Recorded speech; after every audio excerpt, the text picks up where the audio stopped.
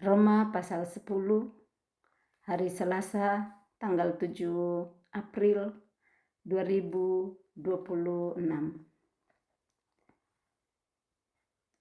Saudara-saudara, keinginan hatiku dan doaku kepada Tuhan ialah supaya mereka diselamatkan, sebab aku dapat memberi kesaksian tentang mereka bahwa mereka sungguh-sungguh giat untuk Allah, tetapi tanpa pengertian yang benar.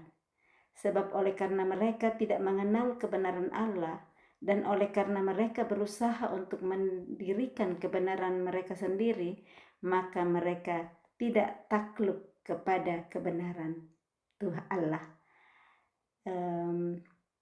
Roma pasal 10 ayat 1 sampai 3 ini masih sama perikop dengan Roma pasal 9 ayat 30 sampai ayatnya yang ke-33, di mana perikopnya di situ keselamatan bangsa-bangsa lain dan kesesatan orang Israel.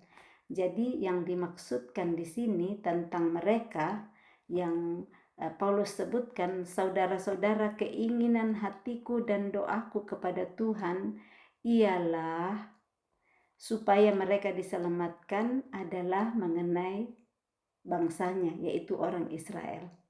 Kita baca dulu kembali perikop keselamatan bangsa-bangsa lain dan kesesatan orang lain, Roma 9, 30, 33, supaya kita lebih ngerti di Roma pasal 10-nya ini. Ayat 30, jika demikian, apakah yang hendak kita katakan? Ini bahwa bangsa-bangsa lain yang tidak mengejar kebenaran telah beroleh kebenaran, yaitu kebenaran karena iman. Tetapi bahwa Israel sungguh pun mengejar hukum yang akan mendatangkan kebenaran, tidaklah sampai kepada hukum itu. Mengapa tidak? Karena Israel mengejarnya bukan karena iman, tetapi karena perbuatan. Mereka tersandung pada batu sandungan, seperti ada tertulis, sesungguhnya aku meletakkan di Sion sebuah batu sentuhan dan sebuah batu sandungan, dan siapa yang percaya kepadanya tidak akan dipermalukan. Jadi inti untuk bisa mengenal kebenaran yang sesungguhnya adalah dengan iman. Iman, kalau kita percaya, iman adalah dasar dari segala sesuatu yang kita harapkan dan bukti dari segala sesuatu yang belum kita lihat. Di situ kita bisa mendapatkan kebenaran yang sesungguhnya. Nah, orang Israel yang dikatakan saat itu Yesus sudah datang di depan mereka, tetapi mereka masih menunggu kebenaran yang mereka pikir sendiri. Mereka menunggu Mesias itu datang, mereka menunggu raja mereka itu datang dalam kemuliaan dengan kebesaran. Tetapi yang datang di depan mereka adalah Yesus yang lahir dari orang tua yang tukang kayu. Lahirnya enggak seperti yang mereka harapkan. Jadi mereka pakai dengan cara mereka sendiri. Mereka mengejar kebenaran itu bukan karena iman, tetapi karena perbuatan. Mereka berusaha dengan usaha sendiri. Ini yang dikatakannya legalistik. Perbuatan yang dilakukan. Nah, nanti Paulus akan mengungkapkan juga nantinya di Efesus pasal 2 di situ. Efesus pasal 2 ayatnya yang ke-8 di situ dituliskan, saya bacakan dulu supaya kita lihat itu di kitab yang Paulus tuliskan kepada jemaat di Efesus. Dia tuliskan di sana bahwa ayat yang ke-8 Efesus pasal 2, sebab karena kasih karunia kamu diselamatkan oleh iman. Kasih karunia kita diselamatkan oleh iman, artinya kita mengimani, kita mempercayai bahwa oleh kasih karunia saya telah diselamatkan. Hari ini kita nggak pernah lihat Yesus langsung disalibkan, Yesus mati kita nggak lihat. Tetapi dituliskan di dalam firman yang diilhamkan oleh Tuhan, yaitu Alkitab. Segala tulisan yang diilhamkan oleh Tuhan itu nantinya bermanfaat mengajari kita supaya iman kita bangkit. Ngajarin kita bahwa Yesus telah lahir dulu, terus cerita tentang kehidupan Yesus, terus Yesus mati karena kasihnya kepada kita, terus Yesus bangkitkan setelah 3 hari mati dikuburkan. Nah itulah iman. Nah kasih karunia itu kita diselamatkan oleh iman. Itu bukan hasil usahamu tetapi pemberian Allah. Jadi hasil usaha kalau kita usahakan semua kita lakukan. Berikan semua kehidupan kita, berikan semua harta benda kita, itu namanya usaha. Tetapi bukan artinya nanti kembali yang seperti kemarin bahwa kita akan bilang ya kasih karunia Allah setiap hari ada, hari kasih karunia untukku, dan kita nggak lakukan bagian kita. Ada bagian yang kita lakukan tetapi perlu ada yang namanya iman. Hanya kasih karunia yang memungkinkan kita untuk mempercayai bahwa Yesus sudah mati bagi saya dan sudah bangkit. Dan iman itulah yang melalui kasih karunia kita diselamatkan karena kita mempercayai. Nah, kita mempercayai Dia. Kita akan lihat nanti di pembacaan Roma ini bahwa bagaimana kita diselamatkan oleh iman. Cuman untuk kita lihat penekanan di sini bukan karena hasil pekerjaan kita. Jadi jangan ada orang yang memegahkan diri, oh saya bikin semua, tetanggaku di sana nggak pernah. Jadinya sombong. Kita bermegah hanya karena kasih karunia Tuhan ada dalam diri kita, bukan karena pekerjaan kita, bukan hasil usaha kita. Jangan merasa saya yang kesana kemari melayani, tetapi dia nggak bikin apa-apa, tapi kok kenapa dia diselamatkan? Itu bukan bagian kita. Tuhan yang tahu. Nah, hasil dari semua yang kita akan rasakan itu kasih karunia Tuhan saja yang menyelamatkan kita. Tidak ada satupun dari usaha kita. Bagian yang kita lakukan adalah bentuk kasih kita kepada Tuhan. Kasih kita yang sudah menerima anugerahnya, sudah diselamatkan oleh Dia, dan yang kita lakukan itu Dia sendiri pun yang lakukan di dalam kita kok. Bukan kita sendiri. Paulus sendiri bilang, di dalamku aku mau bikin yang baik, tetapi yang kulakukan malah yang tidak baik, yang jahat yang kulakukan. Kalau bukan karena anugerahnya, bukan karena kasih karunia-Nya. Kita bongkar semua supaya kita tahu apa yang Tuhan mau ya. Kita buka lagi dulu Filipi 2 ayat yang ke-13. Jadi bukan karena usaha kita supaya kita nggak memegahkan diri. Filipi 2 ayat 13, karena Allah lah yang mengerjakan di dalam kamu baik kemauan maupun pekerjaan menurut kerelaannya. Allah yang lakukan di dalam kita. Baik pekerjaan semua yang kita lakukan maupun kemauan kita dulu, itu Tuhan yang mau taruh di dalam kita. Kalau kita mau terus dituntun oleh pikiran Kristus, Tuhan yang taruh. Kita nggak mau bantu orang, tapi Tuhan yang taruh. Atau kita mau sekali bantu orang, tapi Tuhan bilang bukan bagianmu. Nah, di sanalah kita saat kita mau terus menaklukkan pikiran kita kepada Kristus, kita akan dituntun oleh kemauan Tuhan, oleh pekerjaan-pekerjaan yang Dia mau menurut kerelaannya. Di sanalah kita berdiri dengan iman. Supaya kita nggak sombong, semua karena saya. Janganlah memegahkan diri karena apa yang kita lakukan. Jadi ini kita sudah mulai semakin ngerti. Jadi orang Israel mengejar bukan karena iman. Nah, bangsa-bangsa lain yang bukan dari awalnya dipilih Tuhan, tetapi mereka mengejar kebenaran karena iman. Hari ini kita adalah umat cangkokan, tetapi kembali kita bisa berani berpegang teguh kepada firman yang kita sudah baca dahulu. Banyak ayat-ayat yang dibongkar kembali ya. Roma 2 ayatnya yang ke-28 yang sudah dikatakan, sebab yang disebut Yahudi bukanlah orang yang lahiriah Yahudi, dan yang disebut sunat bukanlah sunat yang dilangsungkan secara lahiriah, tetapi orang Yahudi sejati. Inilah tadi yang bangsa-bangsa lain tetapi mengejar kebenaran dengan iman. Saya ulang ayat 29, tetapi orang Yahudi sejati ialah dia yang tidak nampak keyahudiannya, enggak lahir dari mama papa Yahudi, tetapi ia yang secara rohani melakukannya, tidak nampak keyahudiannya, dan sunat ialah sunat di dalam hati secara rohani. Dan sunat dalam hati adalah yang mengejar kebenaran dengan iman. Jadi nyambung semua kembali. Kita lanjut sekarang. Jadi itu yang dimaksud di Roma 10 itu, bahwa saudara-saudara, keinginan hatiku, kerinduan hati Paulus dan doanya kepada Tuhan ialah supaya mereka diselamatkan. Orang-orang Israel, orang Yahudi yang lahir dengan jasmani, orang tua Yahudi, tetapi dari Tuhan yang disebut orang Yahudi sejati adalah yang melakukan kehendak Tuhan, yaitu mengimani, mempercayai Tuhan dengan iman. Ayat 2, sebab aku dapat memberi kesaksian. Paulus berani memberi kesaksian tentang mereka bahwa mereka sungguh-sungguh giat untuk Allah. Paulus dulu seperti itu. Dia sungguh-sungguh giat untuk Allah, tetapi dalam pengertiannya sendiri, tidak dituntun oleh iman. Dan Paulus berkata, aku berani memberi kesaksian. Aku dapat memberi kesaksian tentang mereka. Kita jangan memberi kesaksian kalau kesaksian palsu, nggak lihat, tetapi memberi kesaksian palsu. Banyak saksi-saksi palsu yang ada. Jadi jangan memberi diri kita dipakai oleh senjata kelaliman untuk memberikan kesaksian palsu. Pakailah mulut kita sebagai senjata kebenaran. Jangan pakai sebagai senjata kelaliman, bersaksi palsu, berkata-kata palsu, cerita mengakui yang tidak benar.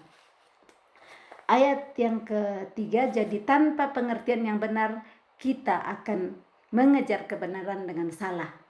Dan akhir dari pengajaran tanpa pengertian yang benar, kita akan jatuh ke dalam kebinasaan. Hosea 4 ayat 6 mengatakan bahwa umatku binasa karena tidak mengetahui kebenaran.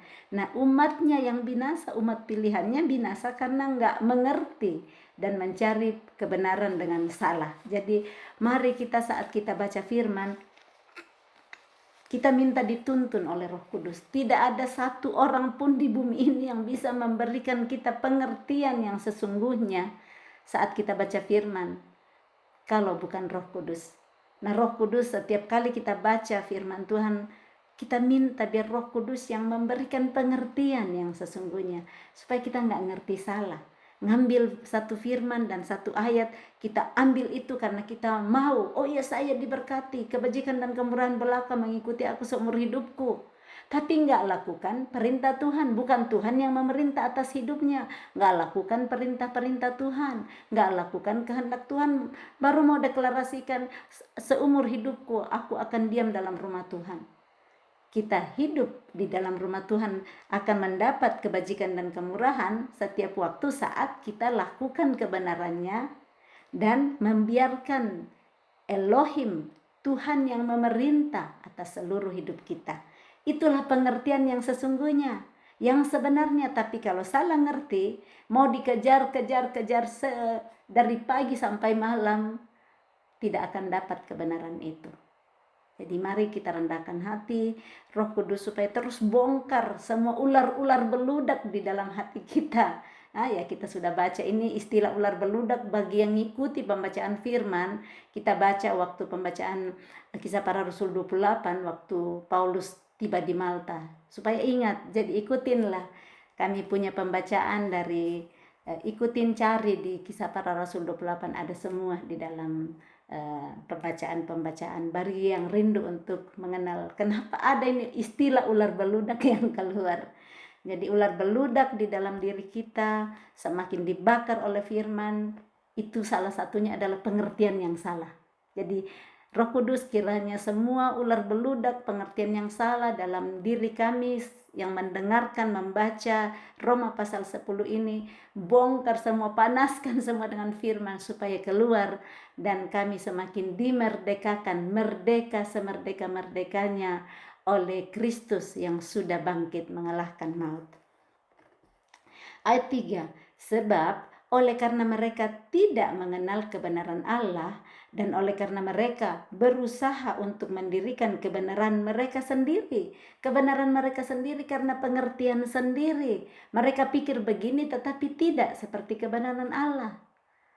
Amsal 21 ayat 1 dan Amsal 16 ayat 2, Amsal 21 ayat 2 dan Amsal 16 ayat 2 mengatakan segala jalan orang adalah benar adalah lurus menurut pengertiannya sendiri, tetapi Tuhanlah yang menguji hati. Hari ini yang selama ini dengan keras kepala mempertahankan kebenarannya sendiri, kiranya rendah hatilah di hadapan firman. Rendah hatilah di hadapan firman yang datang untuk nolong kita. Firman itu penuh kasih untuk menolong kita dari kekerasan hati kita, dari pengertian-pengertian lama kita, supaya kita taklukkan kepada kebenaran Allah. Karena ini dikatakan oleh Paulus, mereka berusaha mendirikan kebenaran mereka sendiri, maka mereka tidak takluk kepada kebenaran Allah. Saya berdoa, setiap kita yang membaca dan mendengarkan Roma pasal 10 hari ini, mari kita taklukkan segala kebenaran kita sendiri, pengertian kita sendiri kepada kebenaran Allah. Melalui apa? Melalui pikiran yang kita tawan semuanya dan taklukkan kepada pikiran Kristus. Deklarasikan setiap hari. Saya percaya perubahan-perubahan pikiran karena kita mau taklukkan kepada Kristus.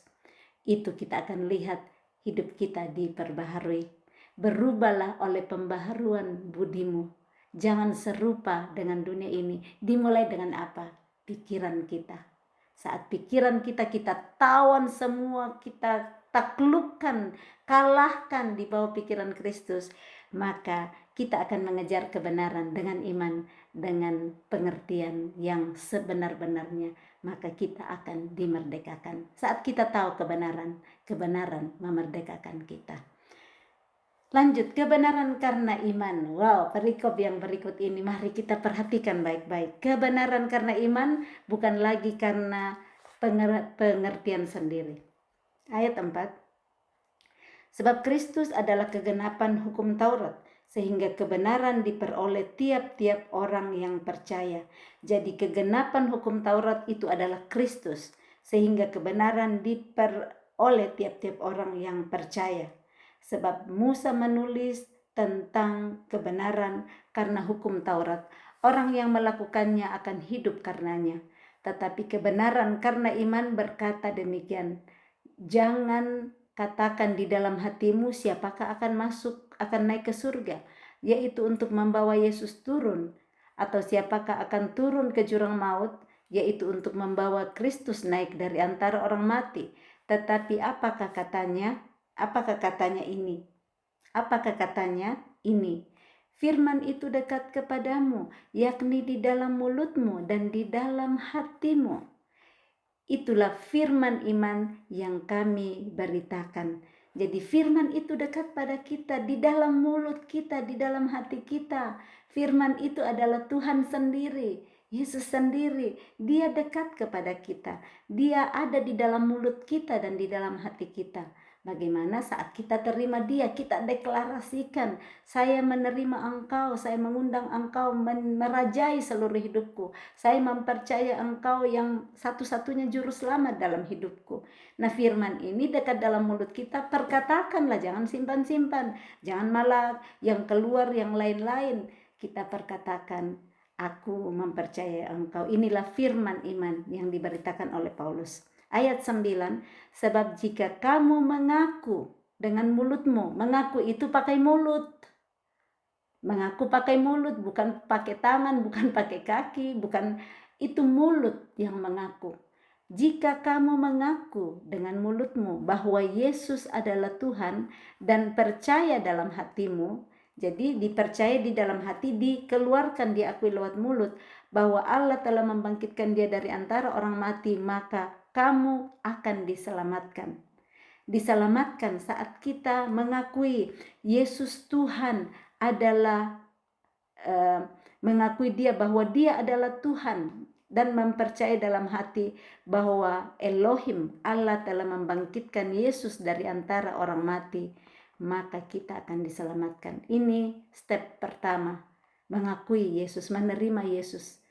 Kalau kita belum pernah lakukan sebelumnya, yuk perkatakan. Kita merasa selama ini saya orang percaya, saya percaya Yesus, tapi belum pernah kita pakai mulut kita dengan iman kita untuk mengatakan, mengaku bahwa Yesus adalah Tuhan. Mari yang belum pernah melakukan, perkatakan pengakuanmu di depan Tuhan. Baca yuk keras-keras dengan percaya di dalam hati. Ayat 9, baca dengan penuh iman. Ini firman iman yang datang kepada kita hari ini. Jika masih ada waktu, jangan tunggu besok aja deh, besok aja. Mungkin besok sudah tidak ada waktu itu, sudah dipanggil. Jadi pakai waktu ini untuk mengakui, karena ini janji bahwa kamu akan diselamatkan. Ya, baca dengan penuh iman ya. Pengakui dengan mulut. Sebab jika kamu mengaku dengan mulutmu, jika saya, kamu ini ganti dengan nama, jika Elma mengaku dengan mulut Elma bahwa Yesus adalah Tuhan, dan percaya dalam hati Elma bahwa Allah telah membangkitkan Yesus dari antara orang mati, maka Elma akan diselamatkan. Amin. Ini yang namanya iman. Kita baca firman, kita dituntun Roh Kudus, kita percaya. Inilah yang namanya mengejar kebenaran dengan iman. Ayat 10. Karena dengan hati orang percaya dan dibenarkan. Dimulai dari hati yang mempercayai dan kita dibenarkan. Mempercayai dengan iman dan itu kita dibenarkan, dan dengan mulut orang mengaku dan diselamatkan. Berarti nggak stop sampai di hati. Jangan di hati aja bilang saya percaya. Saya baru dibenarkan kalau di dalam hati saya percaya. Baru sampai kepada pembenaran. Tapi kalau saya kasih komplit dengan mulut, saya mengaku dan diselamatkan. Dimulai dengan hati percaya, diakui lewat mulut, di sana kita diselamatkan. Nanti dilanjutkan dengan aksi-aksi kita. Saat kita mengaku dan kita percaya, kita akan melakukan semua perintahnya karena kita mengasihi Dia.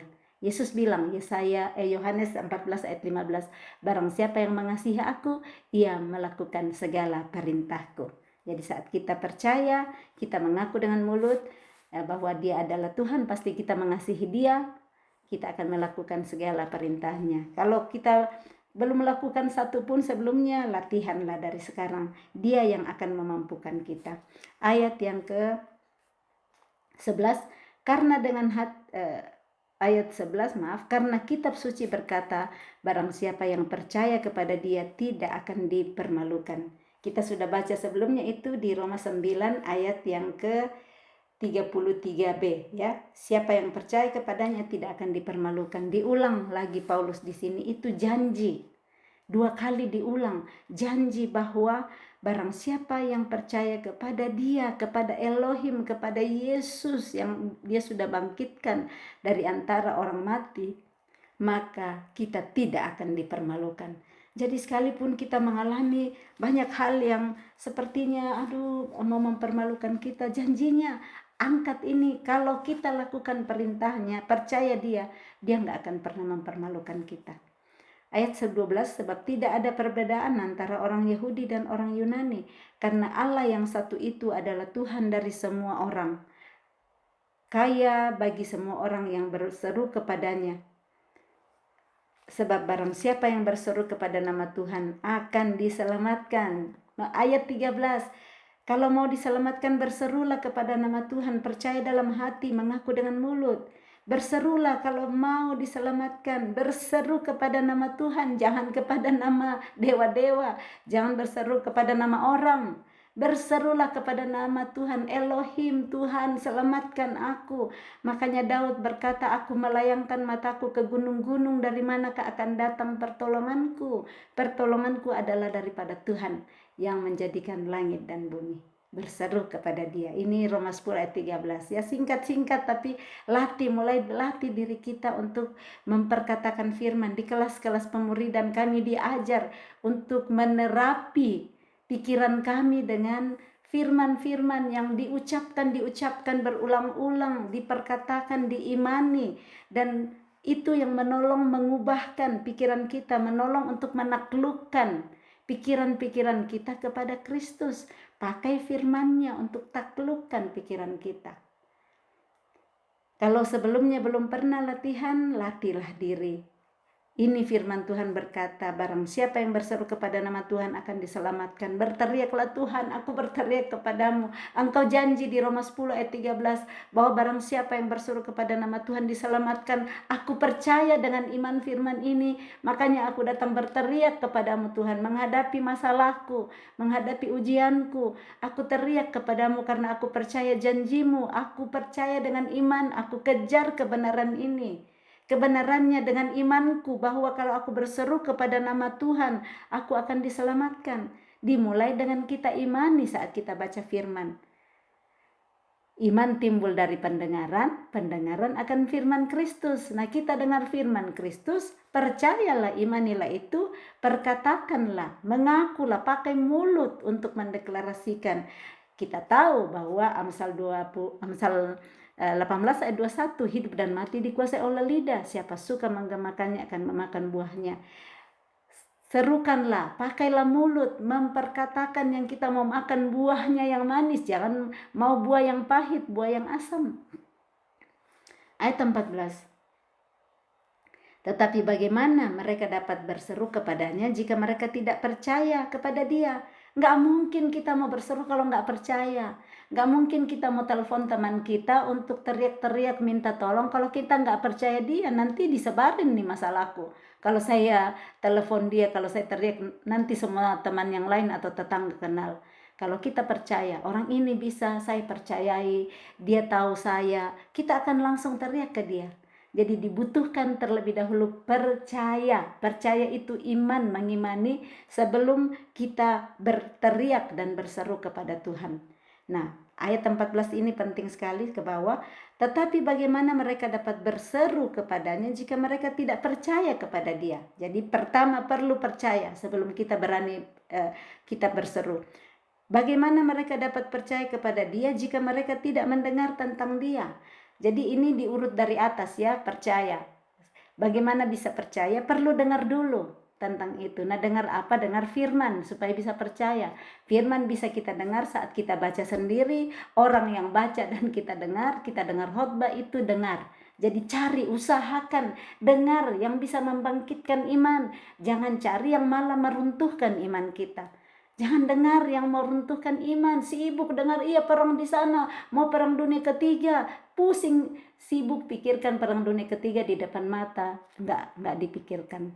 Jadi dengarkanlah yang membangkitkan iman. Jika mereka tidak mendengar tentang dia dan bagaimana mereka mendengar tentang dia jika tidak ada yang memberitakannya. Jadi ada poin saya urut nanti ya, dan bagaimana mereka dapat memberitakannya jika mereka tidak diutus. Seperti ada tertulis betapa indahnya kedatangan mereka yang membawa kabar baik. Jadi pertama ini ayat 14 sampai 15 saya rangkum. Rangkumannya dari bawah kebalik ya. Dari bawah. Pertama ada sangat indah kedatangan mereka yang membawa kabar baik. Mereka yang diutus. Kalau Tuhan utus seseorang dalam hidup kita untuk membawa kabar baik, terimalah, jangan malah marah kalau ditegur, karena itu kabar baik yang dibawa untuk keselamatan kita. Jadi pertama ada yang dikatakan akhirnya itu ada yang disebut pembawa kabar baik. Nah, pembawa kabar baik ini tidak akan bisa kalau tidak diutus. Jadi perlu dulu diutus. Tuhan mempercayai utusannya. Tuhan percaya orang-orang untuk diutus dalam hidup kita kalau kita mau. Karena Tuhan gak sendirian, Tuhan bekerja sama dengan manusia. Nah, saat ada orang diutus, perlu ada diutus dulu, Tuhan pilih diutus untuk beritahu kepada kita. Nah, setelah datang orang utusan itu memberitahukan kepada kita, kita perlu dengar, mau gak kita dengar? Nah, kalau kita dengar, baru nantinya kita mau percaya atau tidak. Jadi ada step-stepnya di sana. Nah, dalam hidup kita ada orang yang Tuhan utus untuk kita mendengarkan kebenaran tentang firman-Nya. Nah, saat kita dengar, maukah kita percaya kepada dia yang diutus oleh Tuhan itu? Dan selanjutnya bisa juga dalam hidup kita yang diutus kepada orang lain. Jadi sebelumnya kita akan dikirimkan orang yang diutus untuk kita mendengarkan tentang kabar baik tentang Yesus. Selanjutnya kita dengar, iman kita timbul, kita percaya. Dan Ada juga dalam hidup nantinya Tuhan mempercayakan kita untuk diutus, memberitakan orang lain dengar, orang lain percaya. Demikianlah pembawa kabar baik yang diceritakan di sini. Dan kita perlu mempercayai. Kalau kita nggak percaya orang yang diutus, bagaimana kita mau tahu kebenaran yang sesungguhnya? Saya bongkar di sini di ayat yang ke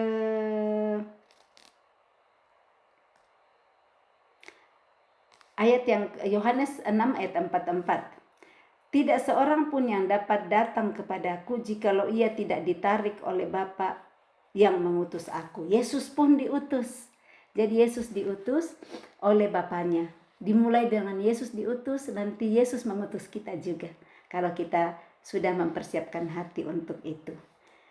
Jadi bagaimana kita mau tuntut orang lain dalam hidup kita kalau kita nggak pernah memberitakan. Memberitakan itu mereka lihat juga. Mereka lihat kita dengan perbuatan-perbuatan dari hasil kebenaran yang kita imani. Dan kita berkata-kata. Tapi orang nggak akan dengar kalau hasil dari iman kita, kata-kata kita aja yang indah-indah. Memberitakan kabar tetapi mereka lihat nggak seperti yang dikatakan. Jadi kita terlebih dahulu menghidupi, kita mau pergi memberitakan kabar baik tentang kasih, tentang pengampunan, tapi kita sendiri nggak hidupin, itu bisa mandek di sana. Jadi ada banyak yang kita perlu mengerti di sini dan Roh Kudus terus tuntun kita. Lanjut, ketidakpercayaan Israel. Tetapi tidak semua orang telah menerima kabar baik itu. Jadi tidak semua orang telah menerima kabar baik itu, diberitahukan tapi nggak mau terima. Ada yang terima, ada yang tidak. Tergantung masing-masing orang nantinya. Yesaya sendiri berkata, Tuhan, siapakah yang percaya kepada pemberitaan kami? Nabi besar pun, Nabi Yesaya pun bilang kepada Tuhan, siapakah yang mau percaya pemberitaan kami? Jadi iman timbul dari pendengaran dan pendengaran oleh firman Kristus. Supaya iman timbul, mempercayai dengan iman perlu mendengar. Timbul dari pendengaran, dengar dulu. Dan dengar apa? Mendengar firman Kristus. Jangan salah dengar untuk iman timbul. Kalau salah dengar malah iman runtuh nantinya. Jadi dengarlah firman Kristus. Tetapi aku bertanya, adakah mereka tidak mendengarnya? Memang mereka telah mendengarnya, suara mereka sampai ke seluruh dunia dan perkataan mereka sampai ke ujung bumi. Tetapi aku bertanya, adakah Israel menanggapnya? Pertama-tama Musa berkata, aku menjadikan kamu cemburu terhadap orang-orang yang bukan umat dan membangkitkan amarahmu terhadap bangsa yang bebal. Dan dengan berani Yesaya mengatakan, aku telah berkenan ditemukan mereka yang tidak mencari aku. Aku menampakkan diri kepada mereka yang tidak menanyakan aku. Tetapi tentang Israel ia berkata, sepanjang hari aku telah mengulurkan tanganku kepada bangsa yang tidak taat dan yang membantah. Amin. Maksudnya di sini bahwa sekalipun sudah umat pilihan, tetapi nggak mau dengar-dengaran, nggak mau mengikuti kebenaran yang sesungguhnya. Mereka terus mencari dengan segenap hati, dengan sungguh-sungguh, tetapi berusaha mendirikan kebenaran mereka sendiri, nggak taklukkan kebenarannya kepada kebenaran Allah. Di sini yang Tuhan, Nabi Yesaya dengan berani berkata bahwa aku mengulurkan tanganku kepada bangsa yang tidak taat dan yang membantah. Tetapi dia menjadikan memeluk bangsa yang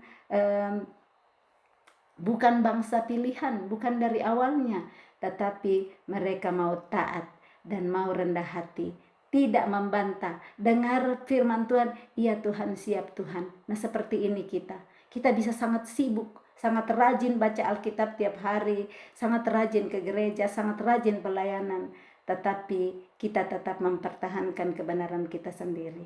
Kiranya firman Tuhan hari ini menolong kita untuk menghancurkan setiap kubu-kubu yang kita bangun dengan kebenaran kita sendiri selama ini dan kita masih pertahankan terus. Mari hari ini kita pakai senjata kebenaran. Kita memang masih hidup di dunia ini, tetapi kita tidak berjuang secara duniawi. Karena senjata yang kita pakai dalam perjuangan bukanlah senjata duniawi, melainkan senjata yang diperlengkapi dengan kuasa Allah yang sanggup untuk meruntuhkan benteng-benteng.